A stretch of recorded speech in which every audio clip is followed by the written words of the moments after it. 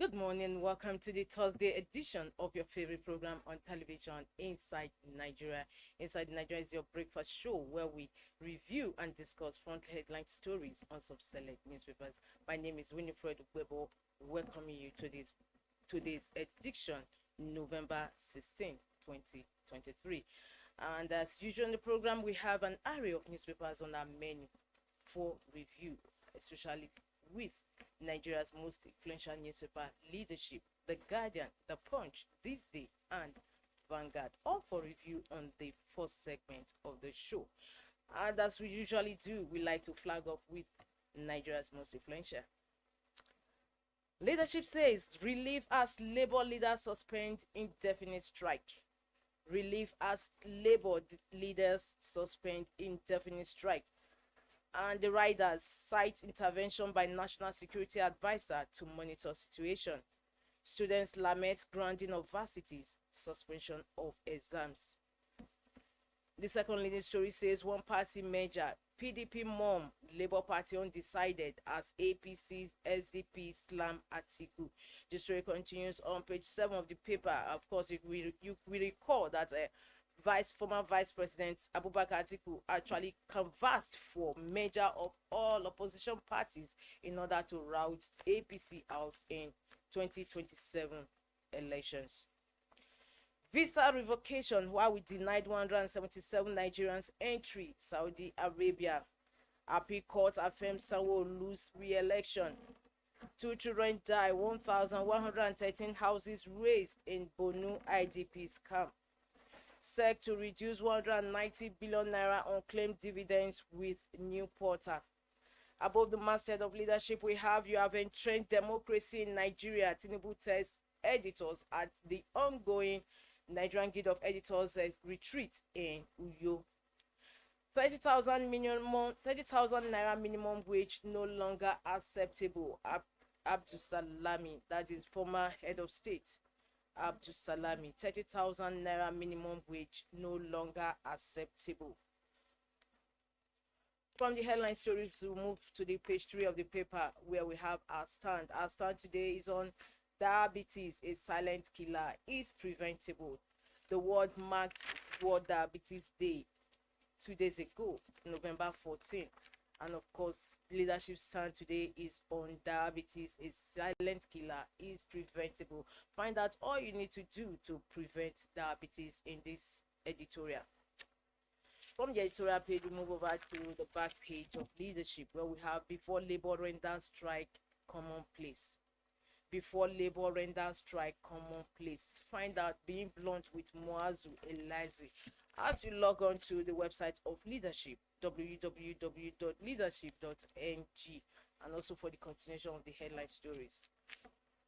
From leadership, these days next on our menu. This day says after meeting federal government, NLC TUC suspend nationwide strike. Direct workers across Nigeria to return to duty post today. NSA, Nigeria's attackers already in custody. How National Assembly orders interventions yielded positive results. Impact of fuel subsidy removal, higher food prices push inflation to 27.33%. Stories on page 5 of this day. Impact of fuel subsidy removal, higher food prices push inflation to 27.33%. Nigerian Guild of Editors confirm Tinubu advocates positive narrative to boost Nigeria's investment. Says false narrative, misinformation, threatening country's fabric. Governor Eno charges editors to engender good governance in their reportage. The story continues on page 14 of this day.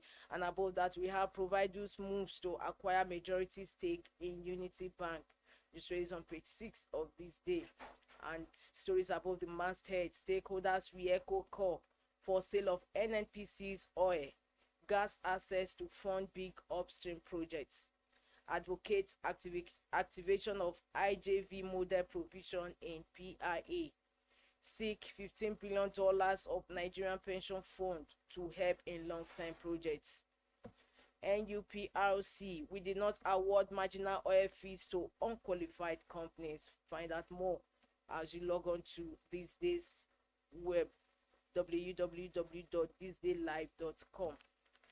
From this day, the Punch is next on our menu, talking about the call-up strike by Labour. Punch says the Labour suspend strike. OPS stakeholders tackle NLC TUC.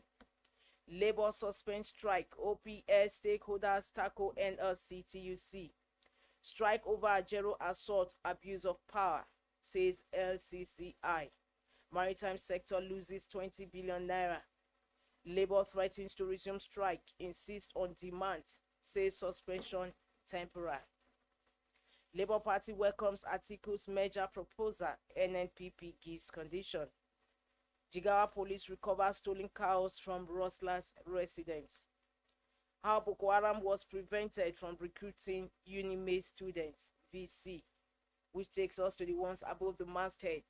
Lagos, Kogi, Rivers lead as inflation hits 27.33%. 177 deported Nigerians violated Saudi Arabia visa rules, according to the embassy. Federal government reduces charges against Emefiele, strike stores arraignment.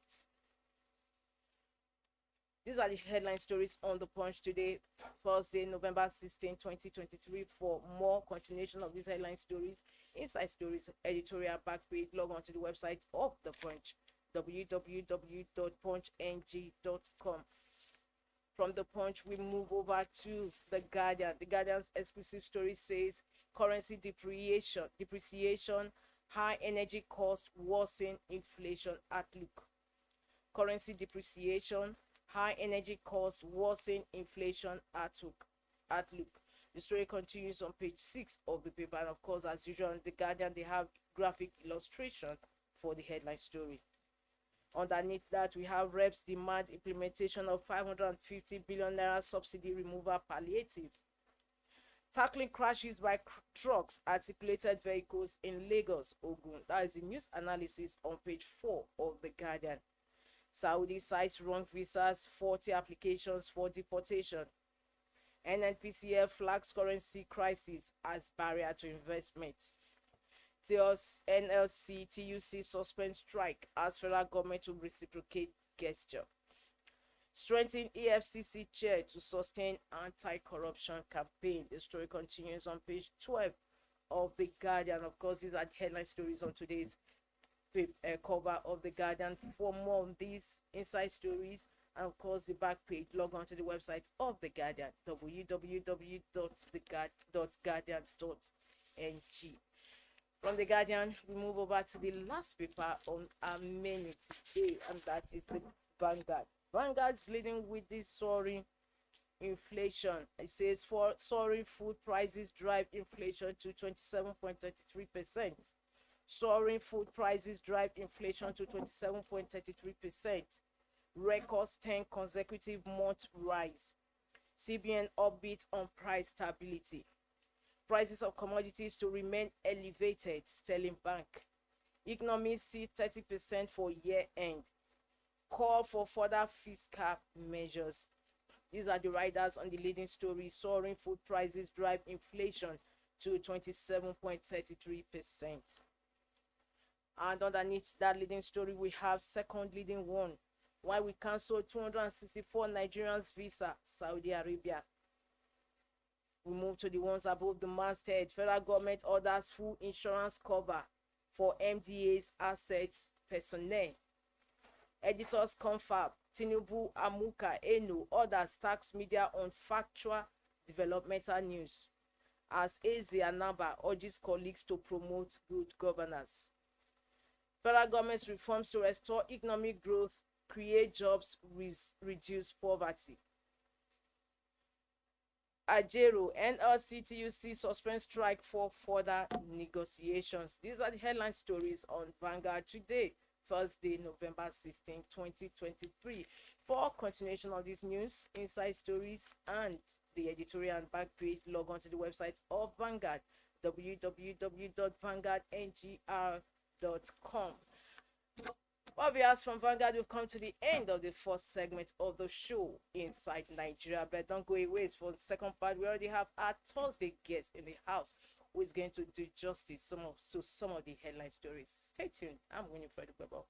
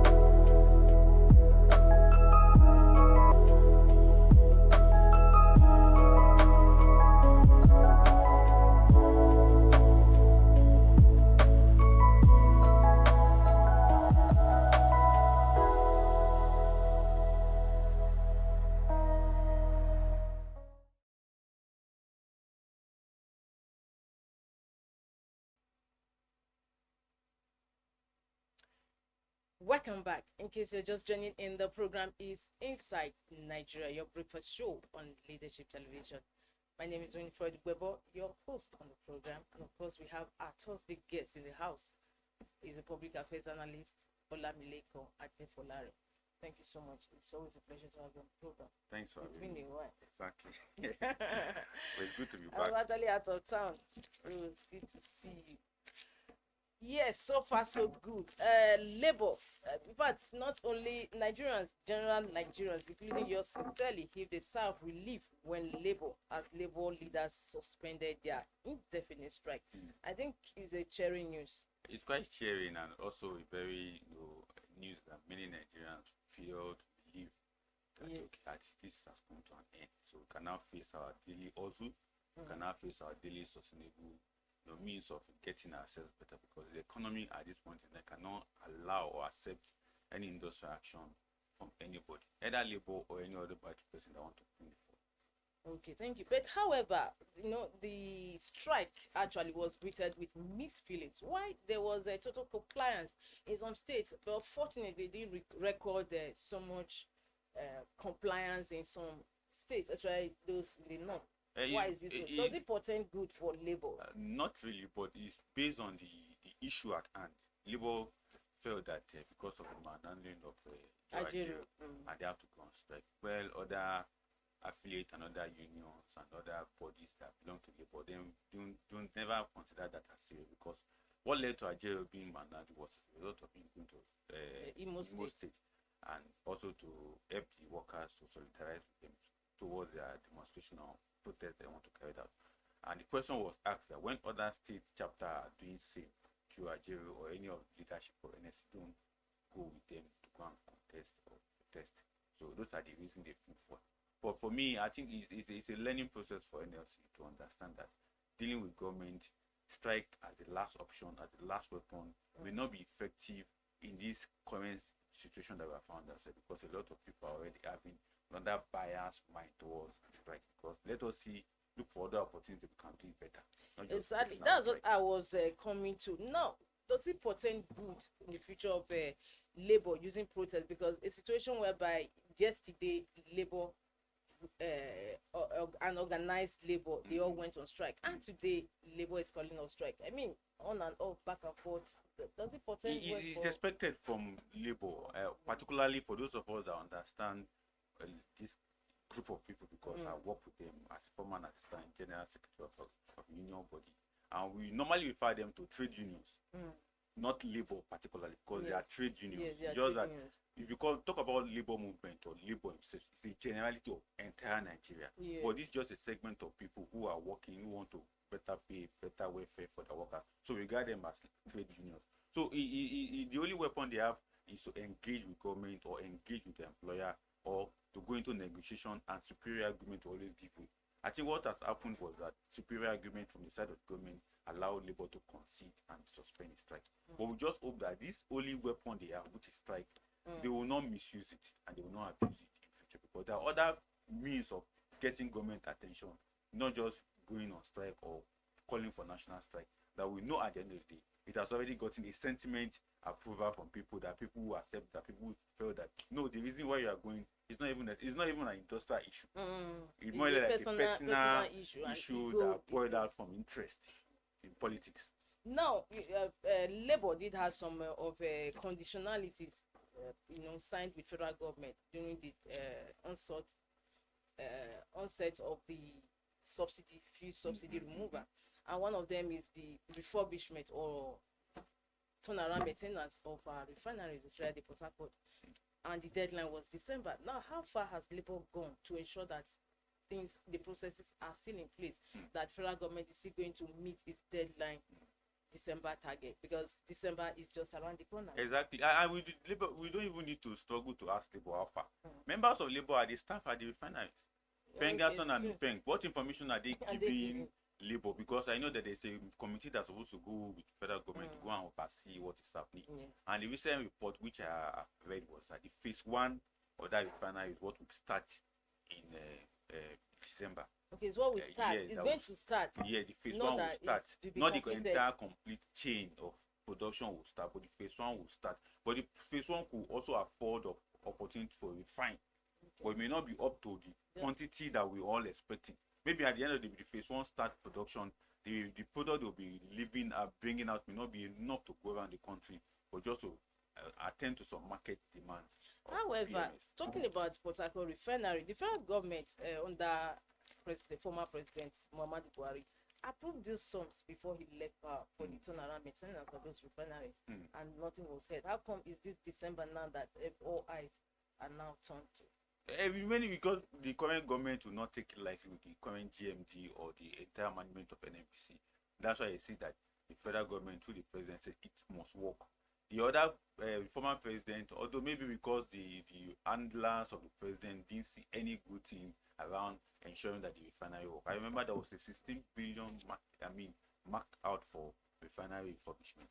There was over 800 million US dollars that have been spent on refurbishment of a refinery before of them, since Yar'Adua period till this moment that we are talking about. And I also want to say that although the Warri refinery has also gotten an MOU signing, the same thing with Kaduna refinery also gotten an MOU signing, because the minister was there, the Minister of Gas and Petroleum Resources. The two ministers were there about a month ago to also assess some of the things. And they said that most of the materials and equipment and machinery that will be used in terms of changing some of the things that are already available to change.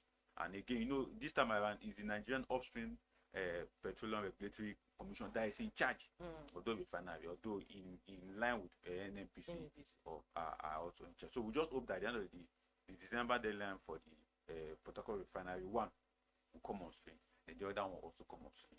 We certainly hope so. Thank you so much. Another trending story is on the cover of Vanguard today. Soaring food prices drive inflation to 27.33%. Although this is not to be unexpected, because it's something that Nigerians have been expecting. And of course, Sterling Banks is saying that it will remain elevated.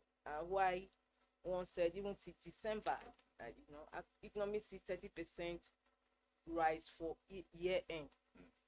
And why THISDAY says impact of fuel subsidy removal, higher food prices push inflation to 27.3%. And definitely it will happen, because it's only there's two things that led to the inflation. One is the importation drive of food commodities and complementary equipment and machine that help commodity companies to produce. Talk about most of the complementary food that we buy, the noodles, spag, the fine rice, and the rest of them. They import equipment. into the country, and they also import complementary chemicals alongside. So that on one side. Then the removal of subsidies as a result of cost on transportation of some of these food items from the bush market or the rural market to the urban center also led to it. Then majorly other aspect that has to do with technicality of this increase is as a result of poor storage facilities. Now talk about even middlemen insecurity. and We insecurity read about farmers that were killed by Boko Haram exactly. just about Also, a week ago. exactly. Also cause that. But although many people are not looking at the insecurity issue like the way we look at other issues like the technical issue like importation and fuel subsidy removal. These are the main drivers. The insecurity issue for now, I think there is a little bit stability in terms of farmers, herders issues, but there is also the problem of insecurity. But we cannot say okay, because of insecurity, people are not going to farm. A lot of people are still farming in areas that don't have issues. But the major problem that we have as a result of inflation is just the importation drive of the economy and fuel subsidy removal that led to high cost of transportation.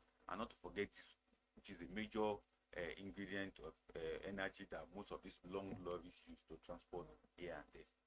Okay. So at the end of the day, the federal government is going to fold his hands alongside Nigerians and watch this inflation soar to 30% high year end as predicted by government. Definitely may even go more than that, because me I've been seeing a 33% at the end of the year. That's what I've been figuring.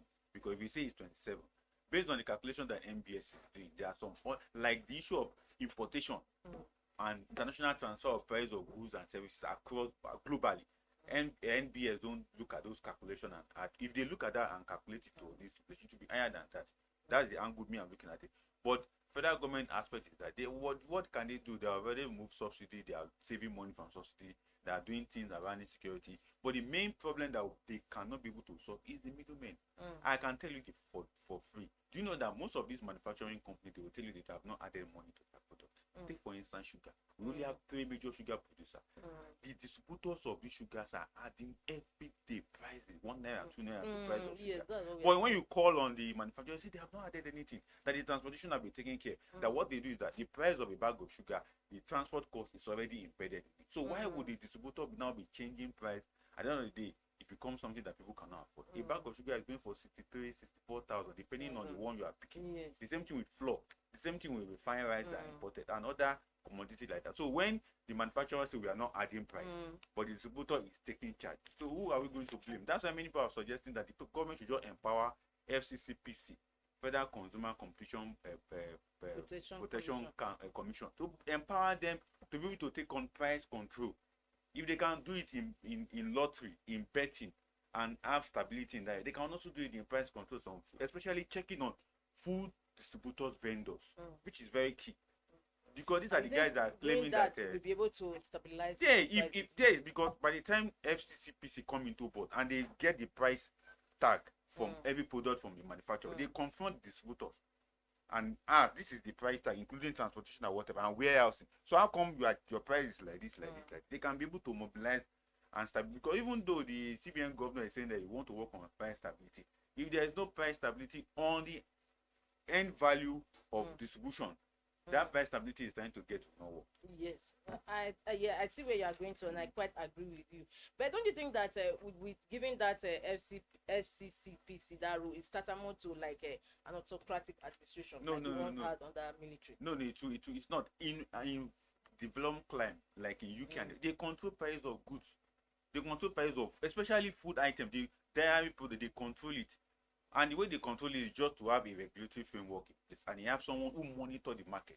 Recently, the inflation of US dropped from 3.5 to 3.2 because the government quickly tackled food price by ensuring that the people in charge monitor people who are distributing food. The same thing in UK and other European countries and the rest of it. But here in Nigeria, we say because of there's nothing like capitalism. Capitalism is also as a result of state capitalism. The state monitor how capitalists manipulate the economy or manipulate prices. And, I quite really wholeheartedly agree with you, because when you go to the market, they say, oh, price of things are expensive, and so that accounts for they add prices arbitrarily on their own, exactly, which is not supposed to be. And of course, even on that backdrop, the former head of state Abdulsalam is saying that 30,000 naira minimum wage is no longer acceptable. Yeah, because we have outlived this amount. We are supposed to have grown it. by then now. what is labor? Back to labor again. Agreeing You on know what? federal They, government. that's why when Senator former NSA president said they should be focused.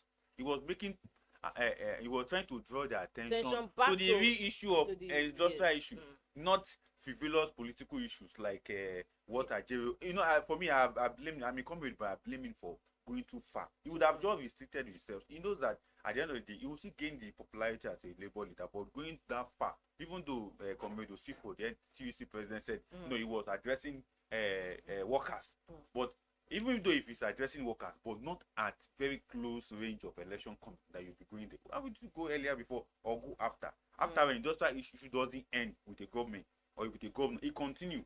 As what's the Uzodima take over power for the next 4 years. The next governor will still come and meet the industrial issue on ground. And if God spare his life as Nigeria as the NSC president, he will still be arguing and be fighting for workers' rights. But not at that point that he will go and embarrass comradeship that we always see as a pride. But on the other hand is that minimum wage issue has become something that labor must focus on. They have a target. They have set a target for themselves between 100,000 to 200,000. Yes. So government must be able to negotiate within his own range, and the range that government is going, just like the 35,000 naira wage bill they added, 35,000. They have the government already set the standard that at least they can pay 85,000. That is federal government 85,000 naira as minimum wage. That is 35,000 they added. But what about other state government? What can they do? So that's because the way I calculated and analyzed this particular issue, that if federal government can add 35,000 naira to what they have on ground, that is, they can pay. No, what they have on ground, that totals how much? 65,000 naira as a minimum wage. So if labor can argue that they can pay more, yes, at least get to 100 or 110, it will be a good thing. But where we may have issue is the state government. Will the state government able to live up to Exactly, because they'll tell you that they don't have the IGR is not up to what their wage being per month. Thank you so much for your thoughts there. Now, just before we go, let's throw lights on this Saudi Arabia cancelling 264 Nigerians visa. Is news that has been trending when the news broke. Exactly.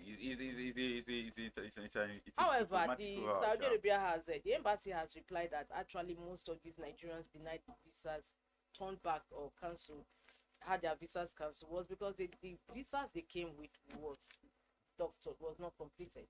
Maybe one thing about foreign travel that most of us need to understand is especially if we're visiting a developed country. However, it was their envoy here at the embassy that whipped them in, that actually approved their traveling. If an envoy whipped them in without looking at the regulatory framework that were exactly maybe because they are making money from visa giving, because you pay for it. Then when it's a part of economic gains for the country that you are going to. But the diplomatic rules down of what the country believes in terms of giving visa. Maybe the envoy must have plotted it, and when they gave over there, they say no, it's not just because of the money we're going to make. It also has to do with the reputation of our country and the security of our country, especially with what is going on in Israel and Hamas war. So every country in that region are to be very careful with security. I don't know. I was also seeing a report that I don't know, it emanated from federal government that most of them also have security. Definitely, it could be. Maybe there are people that have issues. They have one way or the other. Maybe they have been to that country before. They don't want to, or they have been to other countries that they have done, and they have intelligent report on them. The country may just we are not allowing you to enter, and that's why if you see America do a double and triple check on whoever they are giving visa. Is it that Nigeria is losing its pride of place in the Committee of Nations, given the fact that this is not the first time? It definitely because not from Saudi anyway, for other countries, because we are not doing tit for tat. As Saudi send them back, we can also hold on to one Saudi airplane here, or send that airplane back, or ask the airplane not to land. So when we do that, the country will now come to Iran and discuss, okay, this is what your people are doing and we don't want it. Okay, this is how we do it. It happened during the Good Luck village with South African airline and the rest of them. So we have stopped that, but we hope that maybe because another thing that we look at the economic gains and because of the worrying of investors that the president is going up and down. But that doesn't mean that people should flout other people's law. If you want to apply for a country visa, go through the normal process. Ensure you submit the right document. Although the Japaism syndrome is still there, so everybody just want to live by all means. All right, thank you so much for your thoughts on today's Thursday's edition of Inside Nigeria, reaching you on Leadership Television. It's always a pleasure to have you on the program.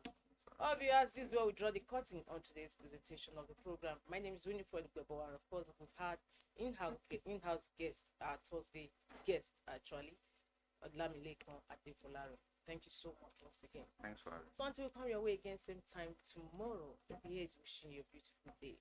See you then. Thank you.